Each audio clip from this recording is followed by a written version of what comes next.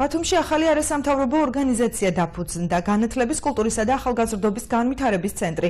ასე ქვია ორგანიზაციას, რომელმაც ამ დარგში პრობლემები უნდა გამოავლინოს და მათი გადაჭრისათვის იმუშაოს. ორგანიზაციის ხელმძღვანელი პროფესიით რეჟისორი ირაკლი იორამაშვილია. ამ ეტაპზე ორგანიზაციას მხოლოდ იურისტი და ფინანსური მენეჯერი ჰყავს. კონკრეტულად რა პრობლემებზე მუშაობით იწყებს ორგანიზაცია საქმიანობას, ხელმძღვანელმა საუბრისგან დღეს თავი შეიკავა, თუმცა აღნიშნა, რომ უპირველესად ყურადღებას სოფლად მოსწავლეებისათვის ტრანსპორტის დანიშვნის საკითხზე გაამახვილებს. ის პრობლემები რაც არის ჩვენთვის ცნობილი ხო ამ წუთში გაშღერებაც არ გსურს, იმიტომ რომ ძალიან კონკრეტულზეა საუბარი.